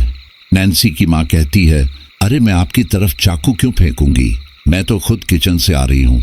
नैन्सी के पापा कहते हैं, मुझसे मजाक मत करो, मैं जरूरी काम कर रहा हूँ। 3 दिन बाद मुझे वापस लौटना है, प्लीज कुछ समय मुझे चैन से रहने दो। नैन्सी की माँ की नजर नैन्सी पर पड़ती है तो वह गुस्से से अपने पापा को घूर रही थी। नैन्सी की माँ इस बात को नोट करती है, इसलिए वह उस बात को वहीं खत्म करती है और अपने पति से कहती हैं, ओके आई एम सॉरी, तुम अपना काम कर लो। इतना कहकर वह किचन में चली जाती है। वह बार बार इसी बारे में सोच रही थी कि क्या यह सिर्फ इत्तेफाक है। उस दिन जगत जी के घर पर पंखे का अचानक से गिरना और आज उनके पति के पास उस चाकू का गिरना। चाकू के कोई पर तो नहीं थे जो चलकर अपने आप नील मुकेश जी के पास चला गया और सब अपनी अपनी जगह पर बैठे हुए थे। वह अपनी बेटी के बदले हुए बर्ताव से भी वाकिफ थी, लेकिन उन्हें समझ नहीं आ रहा था कि आखिर यह सब हो क्या रहा है। अचानक इतने इत्तेफाक कैसे हो रहे हैं। रात का खाना खाने के बाद सब लोग अपने अपने कमरों में सोने के लिए चले जाते हैं। नैन्सी की माँ को वैसे भी ठीक से नींद नहीं आ रही थी। वह बार बार नैन्सी की हालत के बारे में सोच रही थी। उधर नैन्सी एक बार फिर शीशे के सामने बैठकर खुद को निहारे जा रही थी। वह खुद को मुस्कुराते हुए देख रही थी। अचानक उसे गुस्सा आने लगा। नैन्सी शीशे में देखते हुए गुस्से से बोली, नहीं अब और नहीं, अब मैं इंतजार नहीं करूंगी। मेरी जिंदगी बर्बाद कर दी, मैं किसी को नहीं छोड़ूंगी। आधी रात का समय था। नैन्सी गुस्से से अपने मम्मी पापा के कमरे में जाती है। वह गुस्से से दरवाजा खोलती है, जिससे उसके मम्मी पापा की आंख खुल जाती है। इतनी रात को अचानक नैन्सी को अपने कमरे में देख उसकी मम्मी थोड़ा घबरा जाती है। नैन्सी की माँ तुरंत अपने बेड से उठती है और कहती है, नैन्सी बेटा क्या हुआ? सब ठीक तो है? तुम इतनी रात को? नैन्सी गुस्से में अपने पापा को देखे जा रही थी और जैसे ही उसकी माँ उसके पास आने की कोशिश करती है, वैसे ही कमरे का सारा सामान अपने आप इधर उधर गिरने लगता है। ये सब कुछ सामान्य नहीं था। नैन्सी के पापा नील मुकेश जी घबराकर खड़े हो जाते हैं और हकलाते हुए कहते हैं, आर्थू ये सब क्या हो रहा है? कमरे का सामान अपने आप गिरता देख आर्थू नील मुकेश जी के पास भाग जाती है। नील मुकेश जी भी ऋतु को पकड़ लेते हैं और कहते हैं, मुझे नैन्सी की हालत ठीक नहीं लगती है। नैन्सी बेटा क्या हुआ? तुम इतने गुस्से में क्यों हो? ये सुनते ही नैन्सी गुस्से में कहती है, मैं नैन्सी नहीं हूं, मैं राधिका हूं, भूल गया मुझे। ये सुनते ही नील मुकेश जी के चेहरे का रंग उड़ गया। राधिका का नाम सुनकर उनके पैरों तले जमीन खिसक गई। उनके माथे पर पसीने की बूंदें झलक आई। राधिका की यादें उनकी आंखों के सामने तैरने लगी। वह खौफनाक रात जब नैन्सी एक बार फिर गुस्से और भारी आवाज में कहती है, बोल भूल गया या याद है? नैन्सी के पापा हकलाते हुए ही कहते हैं, कौन राधिका? मैं किसी राधिका को नहीं जानता। और नैन्सी, तुम यह कैसी पागलों जैसी बातें कर रही हो? मुझे लगता है तुम्हारी दिमागी हालत ठीक नहीं है, तुम्हें डॉक्टर की जरूरत है। चलो अभी अपने कमरे में जाओ। नैन्सी ने एक भयानक हंसी हंसते हुए कहा, डॉक्टर के पास जाने का समय तो खत्म हो चुका है, अब हिसाब बराबर करने का वक्त है। ऋतु अब पूरी तरह से नील मुकेश जी पर शक करने लगी थी। उसने कांपते हुए पूछा, आप मुझे बताएंगे कि आखिर यह राधिका कौन है और आपको क्यों मारना चाहती है? नैन्सी भारी भरकम आवाज में कहती है, बता कौन है तू और कौन हूं मैं? बता अपनी बीवी को, या फिर मैं बताऊं? नील मुकेश जी की आवाज अब टूट चुकी थी। उन्होंने सच बयां करते हुए कहा, आर्थू राधिका मेरी प्रेमिका है। मेरा मतलब प्रेमिका थी, नील मुकेश जी डरते डरते आगे बोलते हैं, इसकी मौत का कारण मैं ही हूं रथु। यह सुनकर सन्न रह जाती है कि उसके पति की प्रेमिका थी। रथु पूछती है, इसकी मौत का कारण आप कैसे हैं? नील मुकेश जी आगे सारी बात बताते हैं। तुम तो जानती हो रथु कि पिछले 8 साल में कई बार मैं मुंबई आया था। मुझे हेडक्वार्टर में अक्सर काम रहता था, जिस वजह से मैं यहाँ कभी 1 हफ्ता, कभी 15 दिन रुक कर जाता था। एक दिन मेरी मुलाकात राधिका से हुई। राधिका बहुत ही खूबसूरत लड़की थी। उसकी खूबसूरती देखकर हर लड़का अपना दिल हार बैठता था। यह मेरे साथ तब हुआ जब हमारी निशि पैदा हुई थी।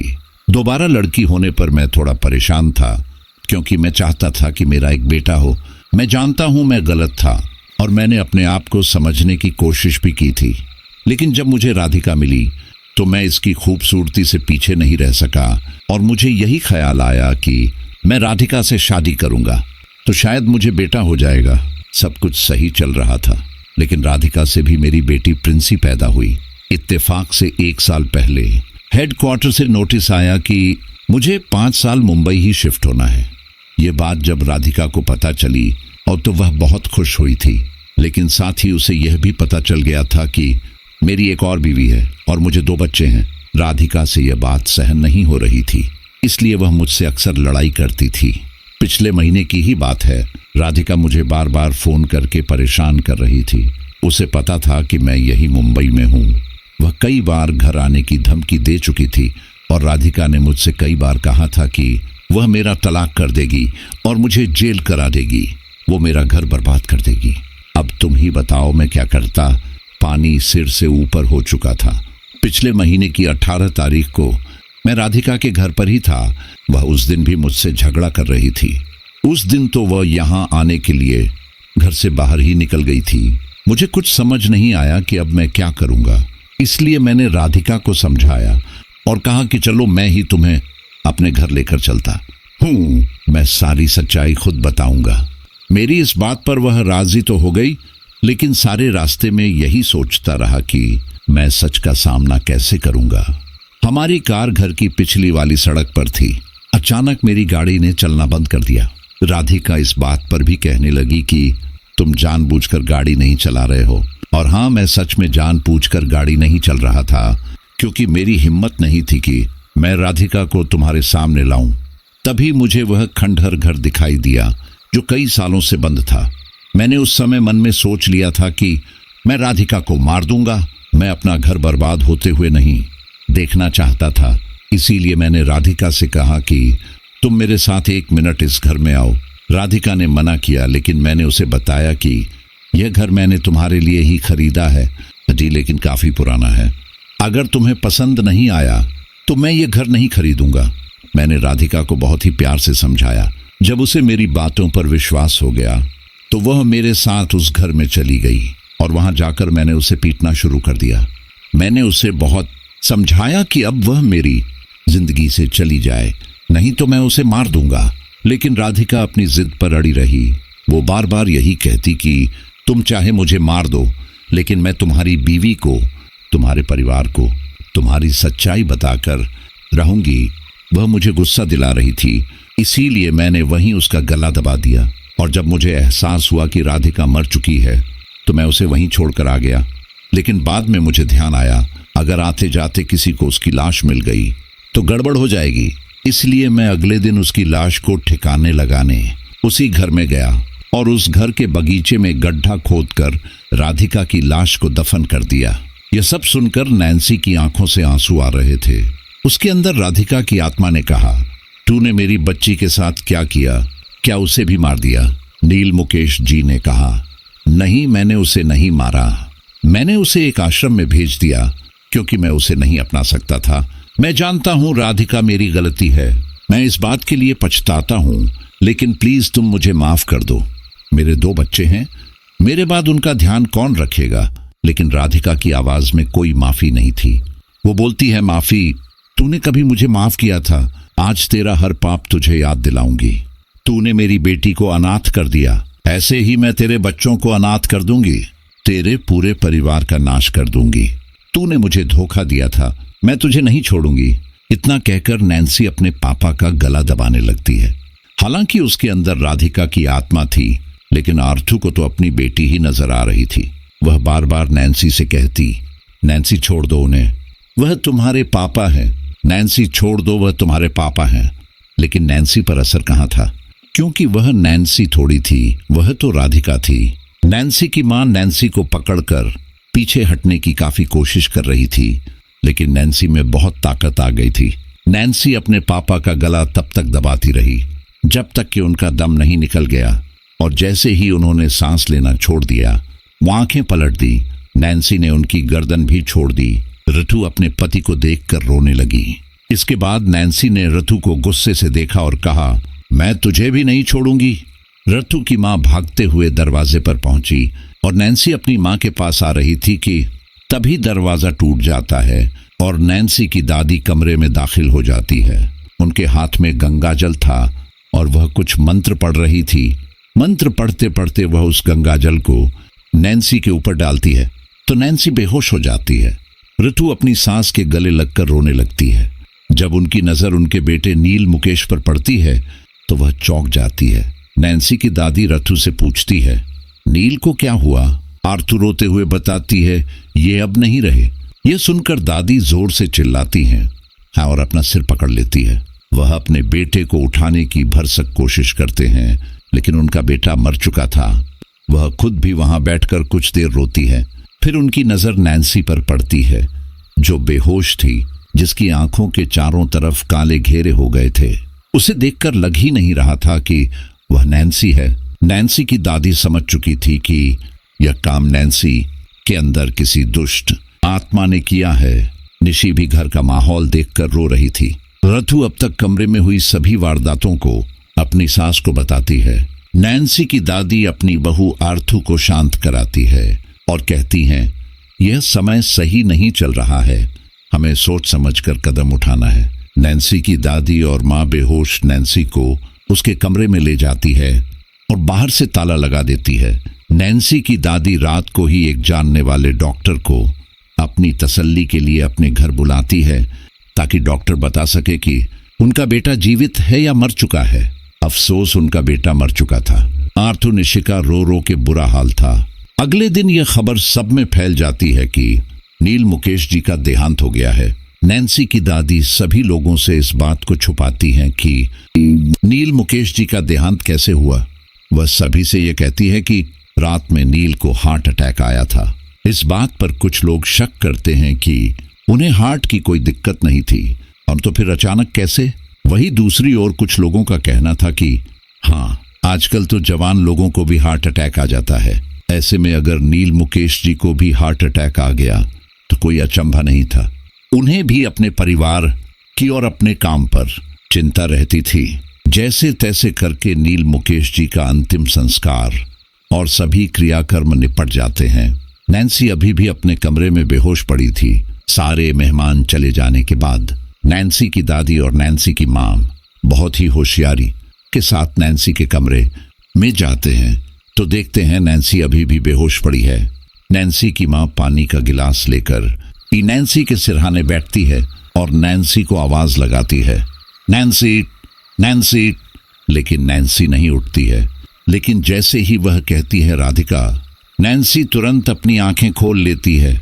उसकी आंखें बहुत भयानक लग रही थीं। वह तुरंत नैन्सी के पास से हट जाती है। नैन्सी की दादी भी घबराई हुई थी। नैन्सी की दादी रथु का हाथ पकड़ लेती है और कहती हैं, बेटा उसके पास बिल्कुल मत जाना। यह सुनकर नैन्सी हंसने लगती है। हाँ, मुझसे डर रहे हो, डरो, मुझे अच्छा लग रहा है, किसी को नहीं छोड़ूंगी। ऐसा कहने पर रथु और दादी दोबारा से नैन्सी को उसके कमरे में बंद करके चली जाती है। इसके बाद नैन्सी की दादी रथु से कहती हैं, हमें गुरुजी को अभी बुलाना होगा, इस समस्या का हल वहीं बताएंगे। वह तुरंत अपने मानने वाले गुरुजी को फोन करती है और घर आने के लिए कहती है। गुरुजी भी नैन्सी के घर से अच्छी खासी दूरी पर रहते थे, इसीलिए उन्हें आने में 1-1.5 घंटा लगने वाला था। उधर नैन्सी अपने कमरे में तोड़फोड़ करना शुरू कर देती है। नैन्सी कभी चीखती तो कभी हंसती। नैन्सी की इस हरकत से नैन्सी की माँ और दादी दोनों ही परेशान हो रहे थे, लेकिन उनकी हिम्मत नहीं हो रही थी कि नैन्सी के कमरे में जाकर नैन्सी से कुछ कहें। नैन्सी बार बार दरवाजा खोलने की कोशिश करती है, लेकिन उससे दरवाजा नहीं टूट रहा था। उसे कुछ समझ नहीं आ रहा था कि अब उस कमरे से बाहर निकालने के लिए क्या करें। अचानक उसकी नजर उसकी टेबल पर रखे पेपर ब्लेड पर गई। नैन्सी उस ब्लेड को देखकर मुस्कुराने लगी। उसने तुरंत वह ब्लेड उठाया और अपने शरीर पर जगह जगह कट मारने लगी। राधिका नैन्सी के शरीर से खेल रही थी। वह कभी नैन्सी के शरीर में प्रवेश कर जाती तो कभी बाहर निकल आती। जब राधिका नैन्सी के शरीर में प्रवेश करती तो नैन्सी को बेतहाशा दर्द होता था, और जब वह बाहर निकलती तब भी नैन्सी को दर्द होता था। साथ ही चोटों के निशान उसे अलग से दर्द दे रहे थे। कभी कभी नैन्सी बुरी तरह रोती चीखती और अपनी माँ को पुकारती। उधर नैन्सी की माँ बार बार अपनी बेटी के पास जाने की जिद कर रही थी, लेकिन दादी उसे लगातार मना कर रही थी और उसे रोक रही थी। दादी यही कह रही थी कि गुरुजी को आने दो, वह आत्मा हमारे साथ खेल रही है। कुछ देर तक यही सब चलता रहा। राधिका अपनी हर चाल चल रही थी, लेकिन दादी का उस पर कोई असर नहीं हो रहा था। वह केवल गुरुजी का इंतजार कर रही थी। लगभग 1.5 से 2 घंटे के बाद गुरुजी नैन्सी के घर आए। दादी जी ने ऊपर के कमरे की तरफ इशारा किया। गुरुजी ने रथु और दादी को अपने पीछे आने का इशारा किया। वे सभी लोग नैन्सी के कमरे में गए तो देखा नैन्सी के शरीर में जगह जगह से खून निकल रहा है और कट के निशान लगे हुए हैं। रतु यह देखकर बुरी तरह चीख पड़ी, मेरी बेटी। जैसे ही रतु अपनी बेटी की तरफ गई, वैसे ही गुरुजी ने आर्थू का हाथ पकड़ लिया और कहा, उसके पास मत जाओ, वह तुम्हारी बेटी नहीं है, वह कोई दुष्ट आत्मा है। आर्थू रोते हुए कहती है, लेकिन गुरुजी मेरी बेटी का हाल देखो, कितना खून बह रहा है। दादी भी नैन्सी की माँ को रोकने की कोशिश करती है, लेकिन आर्थू रोती रह जाती है। अपने सामने सबको खड़ा देख नैन्सी एक बार फिर हंसने लगती है और कहती है, तू यहाँ क्यों आया है? गुरुजी कहते हैं, कौन है तू? क्यों इन्हें परेशान कर रही है? नैन्सी कहती है, ये औरत खड़ी है, इससे ही पूछ ले। मैं तुझे क्यों बताऊं? मैं सबको मारूंगी और तू मुझे रोक भी नहीं सकता। गुरुजी कुछ मंत्र पढ़ते हुए नैन्सी की तरफ आते हैं। वह लगातार नैन्सी की आंखों में देख रहे थे और मंत्र पढ़ रहे थे। गुरुजी नैन्सी को अपने वश में करने की कोशिश कर रहे थे और ऐसा लगभग हो भी रहा था। जैसे ही वह नैन्सी के पास आए, उन्होंने नैन्सी के माथे को पकड़ लिया। उन्होंने कुछ मंत्र पढ़कर उस पर फूंका, जिससे कि नैन्सी नॉर्मल हो गई और बिस्तर पर गिर गई। गुरुजी नैन्सी के उंगलियों के नाखून को चेक करते हैं। सभी नाखून काले पड़ चुके थे। गुरुजी कहते हैं, उस आत्मा ने नैन्सी के शरीर पर बुरी तरह कब्जा कर लिया है और वह इसे बिना मारे नहीं छोड़ेगी। हमें इस दुष्ट आत्मा को तुरंत उसके शरीर से निकालना होगा। गुरुजी ये सारी बातें नैन्सी के दरवाजे के पास ही कर रहे थे। वे अपनी बातों में खोए हुए थे। इतने में ही नैन्सी किसी तूफान की तरह उठती है और तेज रफ्तार से सभी को धक्का देते हुए अपने कमरे से बाहर निकल जाती है। उसका पीछा करते हुए गुरुजी, दादी और उसकी माँ जाते हैं। नैन्सी घर के मुख्य दरवाजे पर जाकर एक बार पीछे पलटती है और मुस्कुराकर सभी को देखती है और घर से भाग जाती है।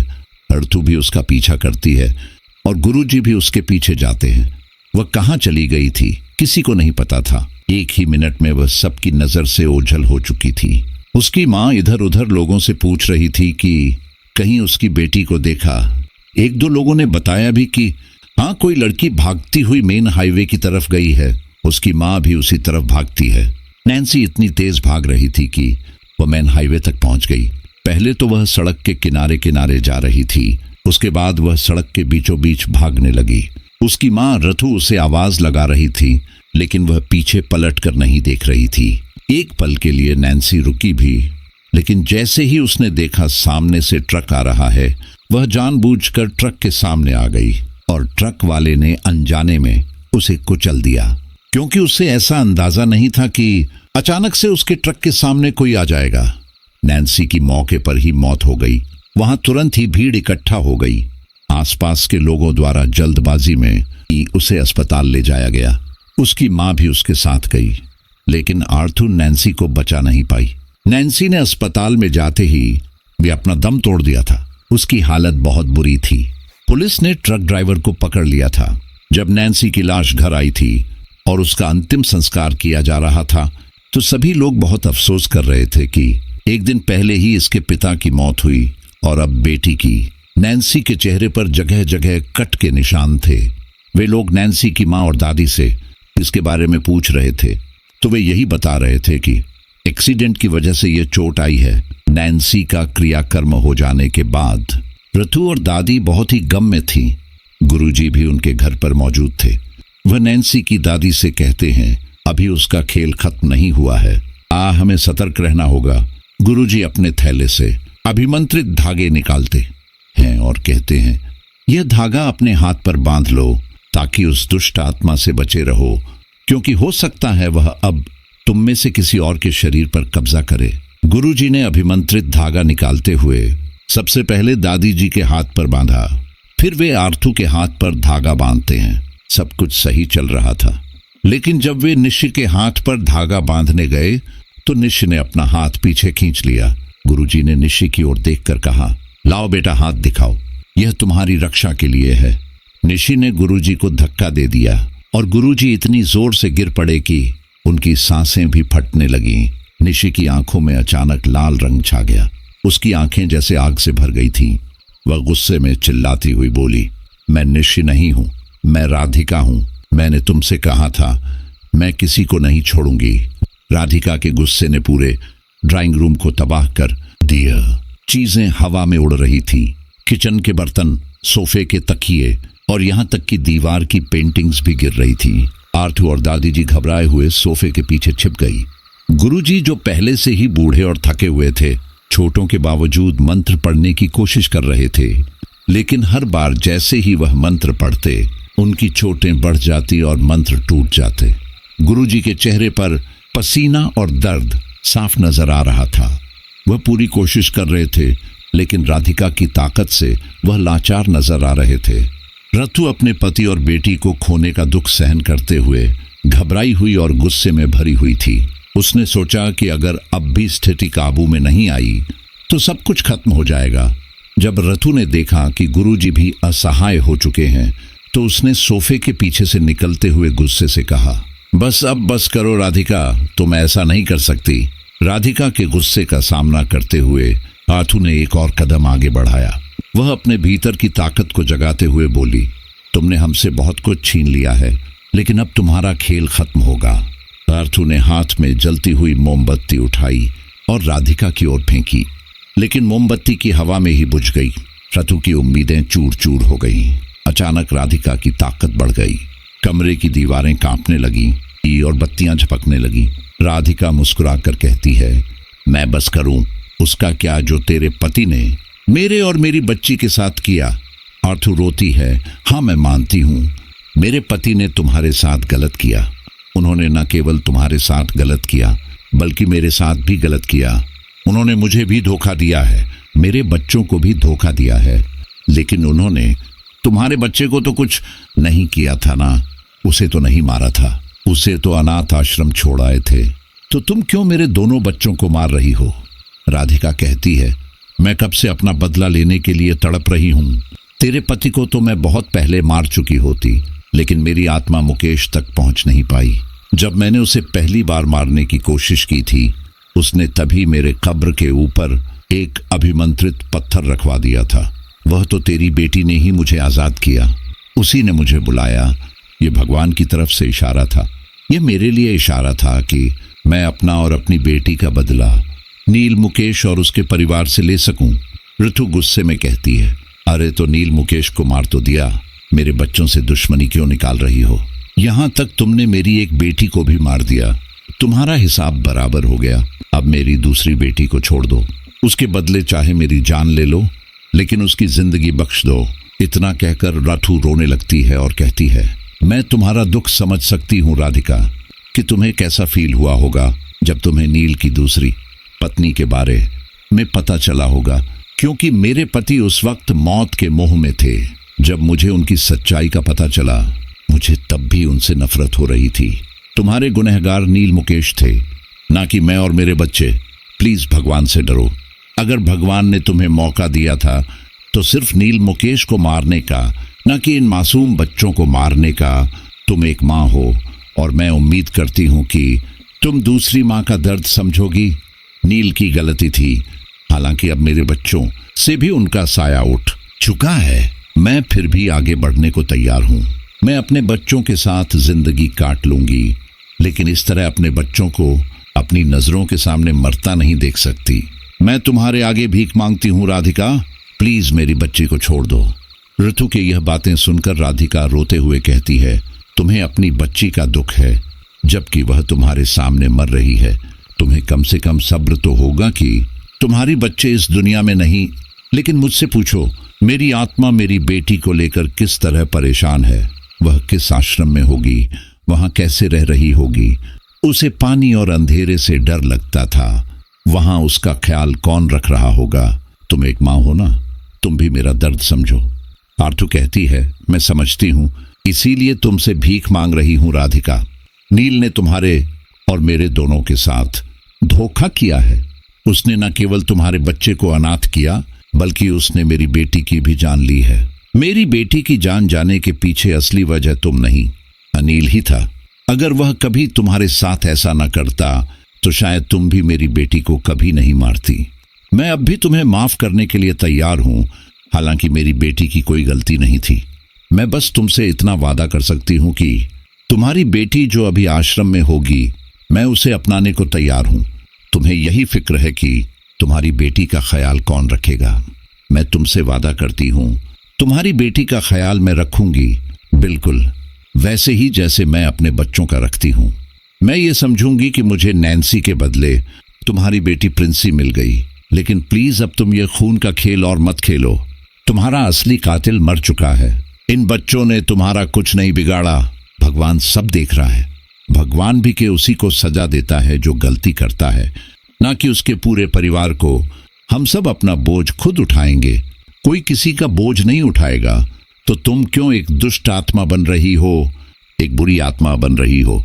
जब तुम्हारी बेटी को यह पता चलेगा कि तुमने 2 मासूम बच्चों की जान ली है जिन्होंने तुम्हारा कुछ नहीं बिगाड़ा था, तो क्या वह तुम्हें अपनी मां मानेगी? कभी नहीं। रथु की बातें राधिका के मन में घर कर जाती है। वह रथु की बातों पर सोचने को मजबूर हो जाती है, क्योंकि आर्थू कोई गलत बात नहीं कर रही थी। उसका कहना भी सही था। अंत में राधिका सबको छोड़ने का फैसला करती है और कहती है, तुम सच कह रही हो ना, तुम मेरी बेटी को पालोगी? आर्थू कहती है, हाँ, तुम मुझ पर यकीन करो, मैं एक माँ हूँ। राधिका कहती है, ठीक है, मैं तुम पर भरोसा करती हूँ, तुम मेरी बेटी का ख्याल रखना। आर्थू कहती है, तुम बेफिक्र रहो, वो तुम्हारी नहीं, नील की बेटी भी है, और नील की बेटी मेरी। राधिका कहती है, ठीक है, तो मुझे मोक्ष चाहिए। मेरा शरीर आज भी उस घर के बगीचे में एक पेड़ के नीचे दफन है। इतना कहकर निशी बेहोश होकर नीचे गिर जाती है। अपनी बेटी को गिरता देख आर्थू भागकर उसे संभालने आती है। निशी क्या हुआ? निशी आंखें खोलती है और कहती है, मम्मा। इतना कहकर वह अपनी मां से चिपट कर रोने लगती है। ऋतु उसे गोद में उठाकर इधर उधर देखती है। सब कुछ सामान्य हो गया था। आर्थू जल्दी से गुरुजी को डॉक्टर के पास लेकर जाती है, क्योंकि उन्हें काफी चोट लगी थी। इसके बाद वह गुरुजी से राधिका के मोक्ष के लिए बात करती है। तो गुरुजी कहते हैं, हमें राधिका का शरीर जमीन से निकालना होगा और पूरे विधि विधान से उसका अंतिम संस्कार करना होगा। इधर रथु सभी अनाथालय और नील के कलीग की मदद से प्रिंसी का पता ढूंढ लेती है।